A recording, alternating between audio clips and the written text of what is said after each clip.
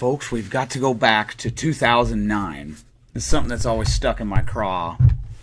This is the epitome of authoritarianism, something that Dick Durbin did back in 2009, which will tell you how crazy these people are. A bill to let bankruptcy courts rewrite mortgages fails in the Senate. Government's forcing of banks to put people into unaffordable homes created the housing crisis. Forcing banks to keep them there won't solve it. And as you know, if you haven't been, as long as you weren't living under a rock, the government pumped up the housing market significantly, going all the way back to the 90s. There's a lot of distortions in the banking industry with things such as when you give people massive tax credits for a house, which will basically erase any down payment they may or may not have had. And what about the person themselves? I mean, you signed your loan agreement. Didn't you read it? Don't you? I thought, wasn't school supposed to educate people about things like this? Maybe those teachers aren't doing their job. In a rare moment of fiscal sanity, a dozen Democrats joined Republicans in a 45-51 vote to scuttle a measure to spare hundreds of thousands from foreclosure through the edicts of bankruptcy court judges. These judges would have the power to lower interest rates and their principal owed on homes to more affordable levels. Allowing bankruptcy judges to rewrite mortgages would deal a damaging, if not fatal, blow to the sanctity of contracts, which is a hallmark of libertarianism, the contract. Which is why I don't believe the government has the ability to void such a contract, even a contract for prostitution.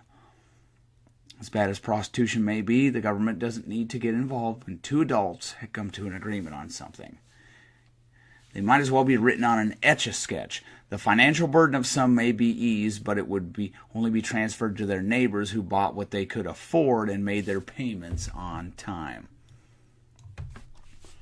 What was interesting about the modified measure, and I have all the links below and screenshots of this, what was interesting about the modified measure is that it applied to homes valued at $729,000. This is well above Joe Sixpack's pay grade.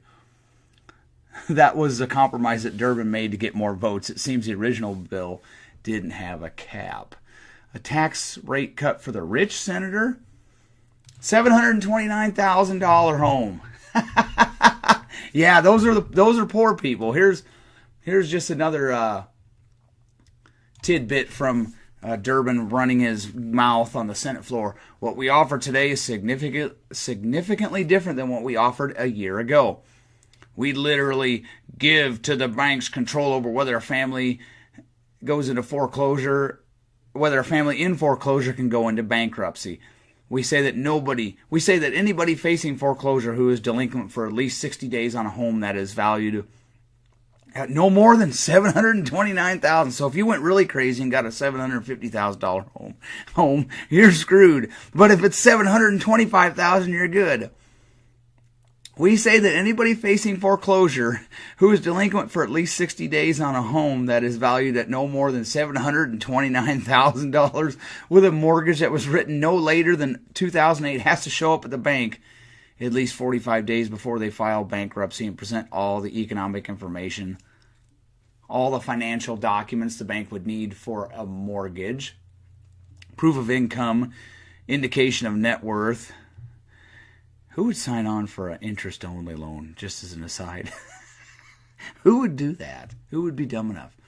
If the bank at that point offers them a renegotiated mortgage, a mortgage which will basically allow them to stay in the home, that reduces the borrower's mortgage debt to income ratio to 31%, which is the standard the administration is talking about, or offers hope for home refinancing, another program, and the person facing foreclosure does not take that offer, then that same family in foreclosure cannot use the bankruptcy court to rewrite the mortgage. He admitted that. The bankruptcy court's just going to tell the bank, here it is, rewrite the mortgage. So the lender gets shafted. So in other words, the banks ultimately have the key to the courthouse. If they make the offer and it is turned down, that is the end of the story. What happens if they do not make the offer? Under this law, we would challenge the bankruptcy code as follows. the bankruptcy code as follows. Under the current bankruptcy law, if you are deep in debt and facing foreclosure and you own several pieces of real estate, your home, a vacation condo in Florida, a vacation condo in Aspen, Colorado, and you are facing foreclosure on all 3 properties because of economic problems, maybe you got too big for your britches, you can walk into that bankruptcy court and the judge can say, we will renegotiate the terms of the mortgage on the Aspen, Colorado property. We will reduce the principal of the mortgage to fair market value. The interest rate will be the current interest rate. We will add a little to it. What if interest rates are scraping the bottom of the barrel? Who's going to loan? Because they're going to lose money on it. The interest rate will be the current interest rate. We will add a little to it, and so forth and so on. The bankruptcy judge has that power for the Florida property and for the Colorado property. Now listen to this. This is the most important part. But the law prohibits the bankruptcy court from rewriting the terms of the mortgage of a person's home. Why? Why does that make any sense? If the bankruptcy court can rewrite the mortgage on your vacation condos, your farm, or your ranch, why can't they do it for your home? This is what this bill does. It gives the bankruptcy court that power, and in creating that power, it says to the bankers, get serious, end quote. So Dick Durbin's putting bad law on top of bad law. Oh, the villagers are looting, pillaging, and plundering. Let's let them kill, too. That's how insane this guy is, and it failed. Thankfully, can you believe this? This guy, quote again, but the law prohibits the bankruptcy court from rewriting the terms of the mortgage of a person's home. Why? Because the power of a contract is important. Why does that make any sense? If the bankruptcy court can rewrite the mortgage on your vacation condos, here's the bad on top of bad, your farm or your ranch, why can't they do it for your home? This is what this bill does. It gives the bankruptcy court that power, and in creating that power, it says the bankers get serious. And what it says also is banks aren't going to loan if that would have gone through. They would have scuttled a lot of loans. They would have just said, we're not taking the risk because we're not going to make any money, and we're going to get screwed in bankruptcy court. So I just wanted to go back to that. That's from 2009. Dick Durbin. This man is insane.